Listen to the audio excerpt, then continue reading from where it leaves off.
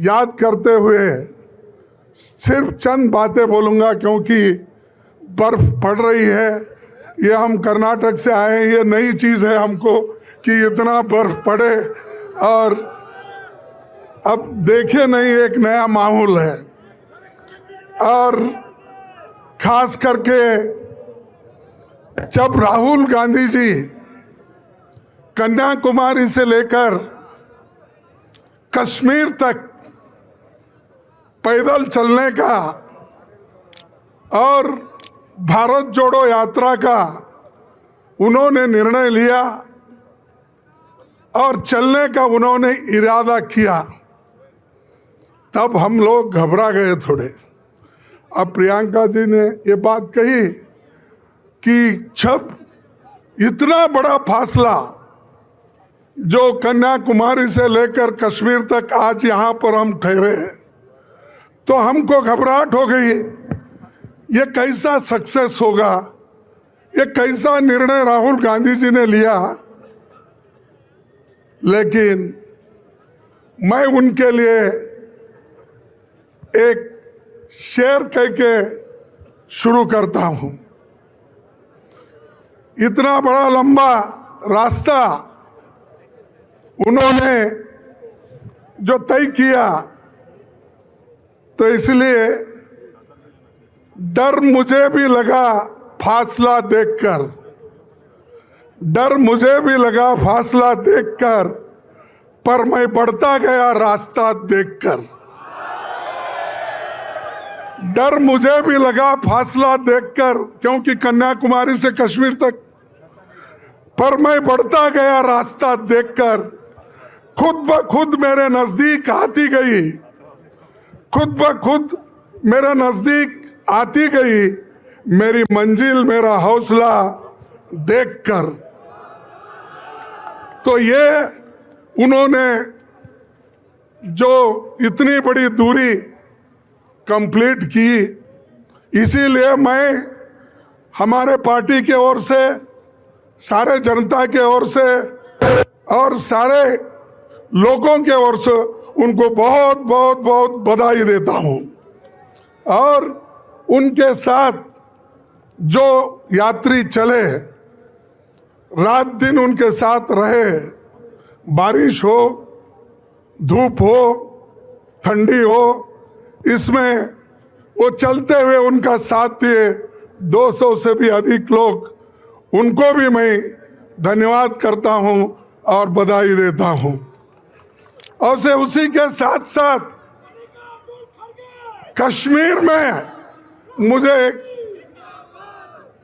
कश्मीर में जो 2-4 दिन में हमको उनके साथ जोड़ने का, लोगों का जो हौसला देखा, स्पिरिट देखी, तो देखने के बाद हमको ये महसूस हुआ कि कश्मीर के लोग सबसे ज्यादा उदार है, लिबरल है और सबको समेट लेते हैं। ये कश्मीरियत की एक बहुत बड़ी देन है। तो इसलिए दोस्तों, मैं यही कहूँगा कि उनकी जो ये यात्रा निकली, ये किसी चुनाव जीतने के लिए नहीं, सिर्फ कांग्रेस पार्टी को आगे बढ़ाने के लिए नहीं, ये उन्होंने यात्रा निकली नफरत के खिलाफ। आज जो बीजेपी और आरएसएस के लोग हर जगह नफरत फैला रहे हैं, उसलिए उन्होंने ये तय किया कि नफरत के खिलाफ हम लड़ते रहेंगे, लोगों को बताते रहेंगे और हर एक से मिलने की उन्होंने कोशिश की। बच्चों से लेकर बूढ़ों तक, टेक्नोलॉजिस्ट के साथ, डॉक्टर के साथ, इंजीनियर्स के साथ और विद्यार्थियों के साथ, छोटे मोटे दुकानदारों के साथ और छोटे मोटे जो रोजगार काम करते हैं उनके साथ, किसानों के साथ, सबसे मिले और बहुत से महिलाओं से, बच्चों से भी मिले। सब कुछ उन्होंने देखा और चल कर देखा, सिर्फ हवा में उड़ के नहीं देखा। जो मोदी साहब हमेशा हवा में ही उड़ते रहते हैं, आज यहाँ है, कल 8 दिन पहले मेरे कॉन्स्टिट्यूंसी में फिर रहे थे वो चुनाव को देखकर। तो वो आज राहुल गांधी जी ने एक सबूत आपको दिया कि वो कन्याकुमारी से लेकर कश्मीर तक जोड़ सकते हैं और जनता के जो मुद्दे हैं, इन्फ्लेशन हो, अनएम्प्लॉयमेंट हो, ये सारी चीजों के खिलाफ वो लड़ रहे हैं। और एक बात मैं आपको बताना चाहता हूं, मोदी जी, आरएसएस और बीजेपी के लोग इस देश में गरीब को गरीब रखना चाहते हैं और अमीर को अमीर बना रहे हैं। 1% लोग इस देश की 10% लोग इस देश के 72% संपत्ति को लूट रहे हैं और 50% लोगों के पास सिर्फ 3% संपत्ति है।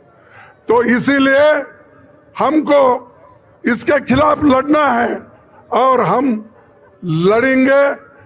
खासकर जो कश्मीर की समस्या है, यहाँ पर उसको यूनियन टेरिटरी बनाया, जो कश्मीर को हम जन्नत कहते हैं, इस जन्नत को उन्होंने यूनियन टेरिटरी बनाया। लेकिन राहुल गांधी जी का इरादा है इसको असेंबली हम बनाएंगे और यहाँ पर स्टेटहुड लाएंगे और यहाँ असेंबली बनकर ये स्टेट बनेगा कश्मीर। इसीलिए हम पूरी ताकत लगाएंगे। समय की कमी रहने की वजह से मैं और ज्यादा कुछ नहीं बोलना चाहता हूं।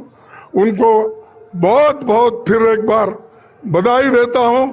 और वो जो आज सड़क पे लड़े, बहुत लोगों से मिले, प्रेम से मिले, और जैसा कि अभी बताया गया कि नफरत के बाजार में मोहब्बत का दुकान खोला और आप भी खोलो। और उसीलिए मैं आपसे यही कहूंगा कि आप इतने बर्फ होते हुए भी एक होकर जोश के साथ हमारा साथ दिए, उनका साथ दिए। आप सभी को धन्यवाद। और जो ऑल पार्टी के जो लोग यहाँ पर आए हैं, जो सारे विरोध पार्टी से, कन्याकुमारी से लेकर कश्मीर तक भी जो अपोजिशन पार्टी के नेता लोग हमसे जुड़े हैं, उनको भी मैं बहुत बहुत धन्यवाद देता हूं। तो इतना कहते हुए मैं और कुछ कहना नहीं चाहता। आप सभी को बधाई। आप सभी ने हमको देख लिया, हमारे साथ जुड़ गए। इसीलिए आपको फिर एक बार धन्यवाद देते हुए मेरे भाषण को समाप्त करता हूं। जय हिंद। आप एक ना, भारत जोड़ो, भारत जोड़ो, अरे जोर से बोलो, भारत जोड़ो, भारत जोड़ो, अरे जोर से बोलो, भारत जोड़ो, भारत जोड़ो, जोड़ो जोड़ो, भारत जोड़ो। भारत जोड़ो। जय हिंद, जय हिंद। राहुल गांधी,